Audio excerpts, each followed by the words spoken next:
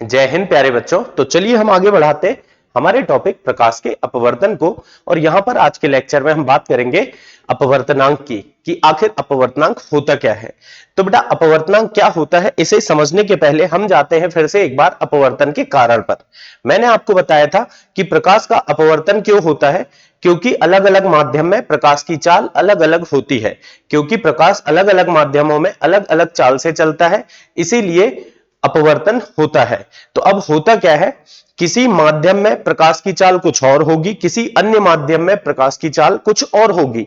तो इन माध्यमों में प्रकाश की चालों का जो अनुपात है बेटा, उसे ही हम क्या कहते हैं, अपवर्तनांक। तो चलिए देखते हैं अपवर्तनांक को परिभाषित करते हैं। जैसे मान करके चलिए दो माध्यम है, मान करके चलिए मेरे पास यहां पर दो माध्यम है। ये एक कांच का आयताकार टुकड़ा है और इसमें एक प्रकाश किरण इस तरह से आ रही है, ठीक है। अब जरूरी नहीं कांच के ही हो। और अपवर्तन में हमने देखा ये जाना था बेटा सीधे सीधे, लेकिन आप भी जानते हो बच्चों कि ये सीधी सीधी जाएगी नहीं, बल्कि ये अपने रास्ते से थोड़ी बहुत क्या हो जाएगी, अपने मार्ग से विचलित हो जाएगी। और जब ये अपने मार्ग से विचलित होगी तो इसी को हम क्या बोल रहे थे, प्रकाश का अपवर्तन। क्या बोल रहे थे बच्चों, इसे हम प्रकाश का अपवर्तन। यहां हमने मान लिया माध्यम एक है, पहला माध्यम है, और यहां पर है बच्चों माध्यम दो, दूसरा माध्यम। ये एक माध्यम वायु ले लो आप, मान लो, या दूसरा माध्यम आप जल ले लो या कांच ले लो, कुछ भी ले सकते हो। यहां एक माध्यम है, यहां दूसरा माध्यम है। तो माध्यम एक में मान लेते हैं हम, माध्यम एक में प्रकाश की कुछ चाल है बच्चों, प्रकाश की चाल है, जिसको हम यहां लिख रहे हैं V1। माध्यम एक में प्रकाश की चाल कितनी ले रहा है, V1। और माध्यम दो में हमने मान लिया प्रकाश की चाल, प्रकाश की चाल। तो बेटा ये क्या हो गया, जैसे ही माध्यम बदलेगा तो प्रकाश की चाल बदल जाएगी और कितनी हो जाएगी, मान लीजिए V2। तो माध्यम एक में प्रकाश की चाल V1 थी, जो माध्यम दो में बदल करके कितनी हो गई है बच्चों, V2 हो गई है। तो अगर मैं अपवर्तनांक लिखना चाहूं तो पहली बात तो हम अपवर्तनांक को कैसे लिखते हैं पढ़ना सीखो पहले आप। जैसे लिखा है N21, तो इसका मतलब क्या होगा, N मतलब अपवर्तनांक। किसका अपवर्तनांक, टू मतलब बच्चों दूसरे माध्यम का अपवर्तनांक। किसके सापेक्ष, पहले माध्यम के सापेक्ष। तो इसे हम क्या पढ़ेंगे, इसे हम पढ़ेंगे बच्चों पहले माध्यम के सापेक्ष, पहले माध्यम के सापेक्ष दूसरे माध्यम का अपवर्तनांक, दूसरे माध्यम का अपवर्तनांक।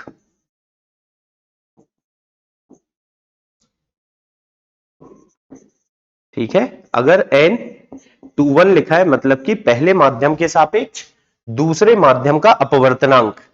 वहीं बेटा अगर मैंने लिखा हूं N12, इसका मतलब क्या होगा, दूसरे माध्यम के सापेक्ष पहले माध्यम का अपवर्तनांक। जो संख्या पहले लिखी है उसका अपवर्तनांक, जो बाद में लिखी उसके सापेक्ष। मतलब ये क्या होगा, ये होगा बच्चों दूसरे माध्यम के सापेक्ष, दूसरे माध्यम के सापेक्ष पहले माध्यम का, पहले माध्यम का अपवर्तनांक।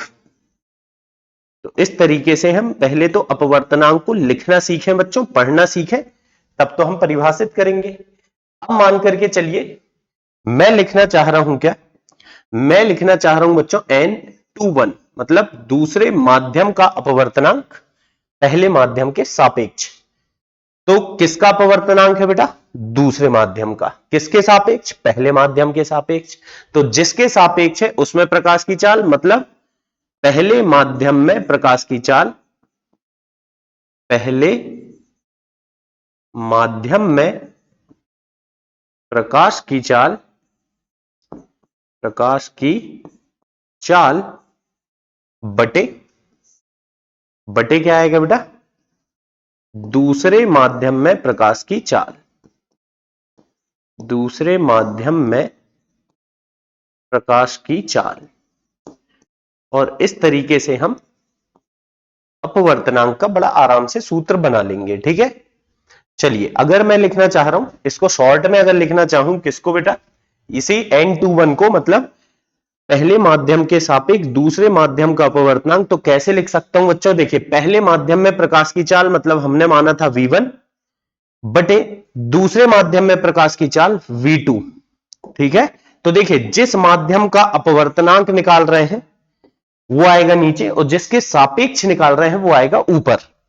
अगर इसी को मैं इस तरीके से लिखूं, अगर बच्चों मैं लिखूं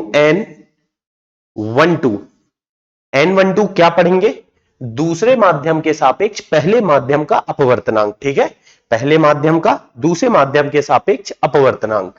तो इसके लिए सूत्र क्या बनेगा बेटा, ऊपर रहेगा दूसरे माध्यम में सापेक्ष निकालते हैं वो ऊपर आएगा, है ना, दूसरे माध्यम में प्रकाश की चाल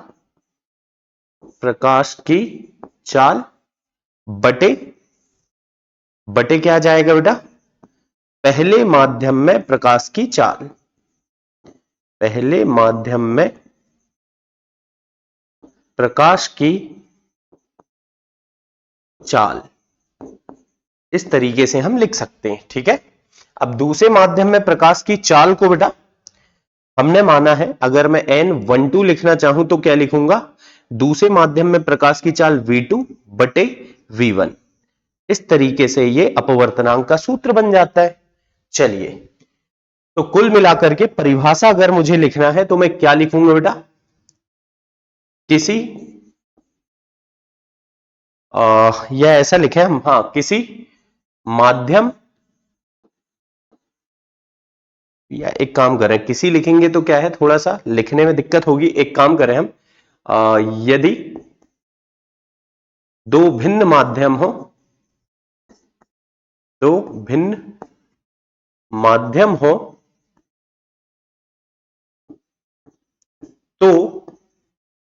तो क्या लिखूंगा बेटा मैं, पहले माध्यम में प्रकाश की चाल, पहले माध्यम में प्रकाश की चाल तथा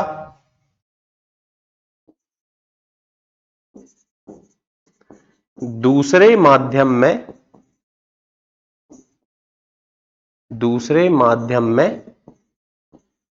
प्रकाश की चाल के अनुपात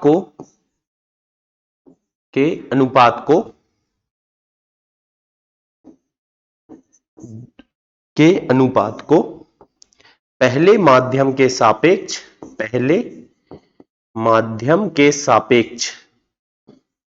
देखना बेटा आप ध्यान से समझो मैं क्या बोलना चाह रहा हूं यहां पर। पहले माध्यम को हमने पहले लिखे तो यह अपवर्तनांक किसका होगा, दूसरे माध्यम का होगा। जिसको पहले लिखते हैं परिभाषा में उसका अपवर्तनांक नहीं, उसके सापेक्ष दूसरे का अपवर्तनांक। पहले माध्यम के सापेक्ष दूसरे माध्यम का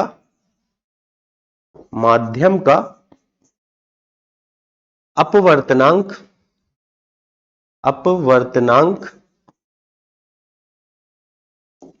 कहलाता है।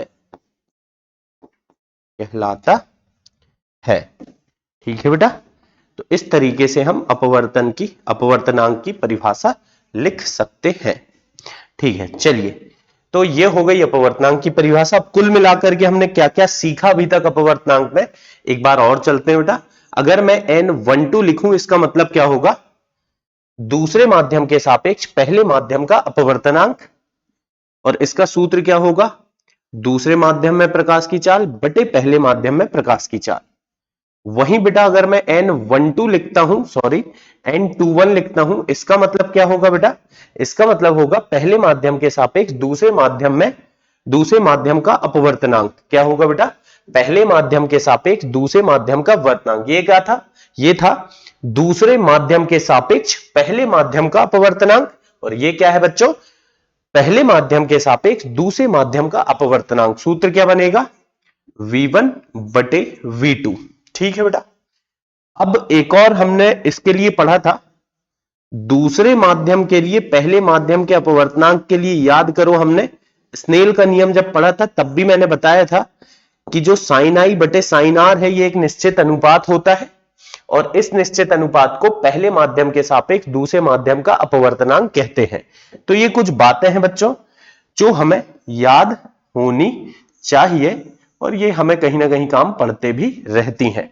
चलिए एक लास्ट बात और बताता हूं मैं कि यदि पहला माध्यम वायु हो, यानी मैं किसी भी माध्यम का अपवर्तनांक वायु के सापेक्ष निकालूं या निर्वात के सापेक्ष निकालूं तो उसे हम निरपेक्ष अपवर्तनांक कहते हैं। तो चलिए पहले मैं हेडिंग डाल लेता हूं, क्या, निरपेक्ष अपवर्तनांक।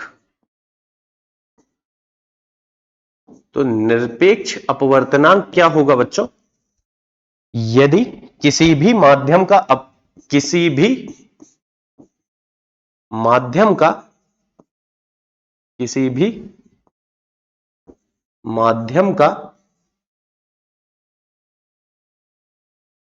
अपवर्तनांक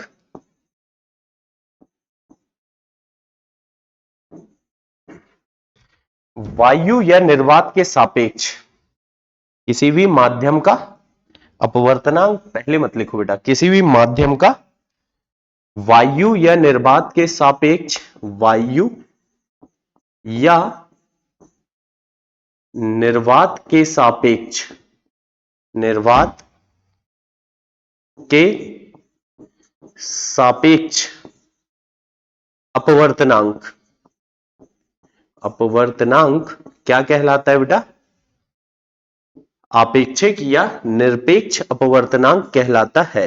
निरपेक्ष अपवर्तनांक कहलाता है। यानी कुल मिलाकर के समझने की बात यह है, निरपेक्ष अपवर्तनांक का मतलब है कि पहला माध्यम हमेशा वायु होना चाहिए या निर्वात। तो अगर मैं निरपेक्ष अपवर्तनांक किसी भी माध्यम का लिखना चाहूं तो किसी माध्यम का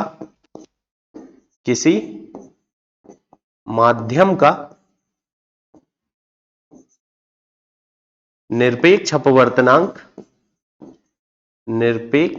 अपवर्तनांक, अब होता क्या है बेटा, हम नॉर्मली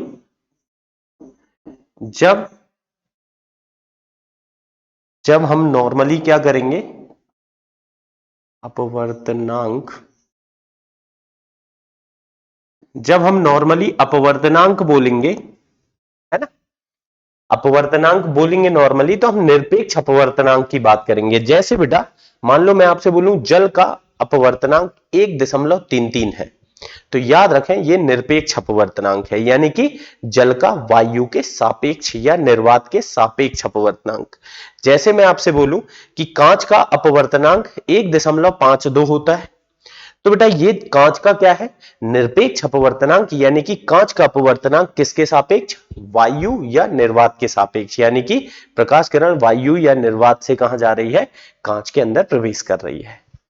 तो निरपेक्ष अपवर्तनांक का सूत्र क्या बनेगा, उस माध्यम का जिसका हम निरपेक्ष अपवर्तनांक निकालना चाह रहे हैं, कैसे निकालेंगे बेटा, ऊपर तो रहेगा वायु या निर्वात में प्रकाश की चाल, निर्वात में प्रकाश की चाल। निर्वात का मतलब बेटा वो स्थान होता है जहां पर वायु भी उपस्थित ना हो, यानी कि कोई माध्यम ही ना हो, उसे निर्वात कहते हैं। तो वायु या निर्वात में प्रकाश की चाल बटे जिस माध्यम का हम आपेक्षिक या निरपेक्ष अपवर्तनांक निकाल रहे हैं उस माध्यम में प्रकाश की चाल। ठीक है बेटा, तो इस तरीके से हम बड़े आसानी से इसे परिभाषित कर सकते हैं। इसे हम एम लिखते हैं, है ना, निरपेक्ष अपवर्तनांक को एम। वायु या निर्वात में प्रकाश की चाल बच्चों सी हम मानते हैं और माध्यम में प्रकाश की चाल को हम वी लिखते हैं, और इस तरह से निरपेक्ष अपवर्तनांक का सूत्र प्राप्त होता है। आपको एक और बात पता होगी, वायु या निर्वात में प्रकाश की चाल जो होती है 3 गुणित 10 की घात 8, मीटर प्रति सेकेंड होती है। और v मतलब है जिस माध्यम का निरपेक्ष अपवर्तनांक हम बता रहे हैं वह है v। ठीक है, उसमें प्रकाश की चाल है v। तो अभी क्या लिख रहे हैं बेटा हम, देखिए आप, जैसे मैंने लिखा बच्चों n, m मतलब मीडियम है, यहां पर माध्यम है, माध्यम मतलब जैसे w लिखा, w मतलब वाटर यानी कि जल। तो जल का अपवर्तनांक बेटा कितना होता है, 1.33 होता है। इससे कवि क्या कहना चाहता है, इससे कवि कहना चाहता है कि वायु में प्रकाश की चाल, वायु में प्रकाश की चाल बटे जल में प्रकाश की चाल का जो अनुपात है वो कितना है बच्चों, 1.33। इससे हमें क्या पता चल रहा है कि वायु में प्रकाश की चाल, वायु में प्रकाश की चाल बटे, इसमें ले बेटा हम जो भी माध्यम है, यहां पर जल हमने माध्यम लिया है, तो जल में प्रकाश की चाल, जल में प्रकाश की चाल, और ये अनुपात कितना होता है, तो मेरे बच्चे कह सकते हैं कि ये अनुपात सर होता है 1.33। या इससे एक और बात हम बोल सकते हैं, एक और बात बेटा, बहुत अच्छी बात मैं बोल सकता हूं इससे, कि जल में जो प्रकाश की चाल है उससे वायु में प्रकाश की चाल 1.33 गुना होती है। तो ऐसा लिखें हम, वायु में प्रकाश की चाल, वायु में प्रकाश की चाल, प्रकाश की चाल जल में प्रकाश की चाल की, जल में प्रकाश की चाल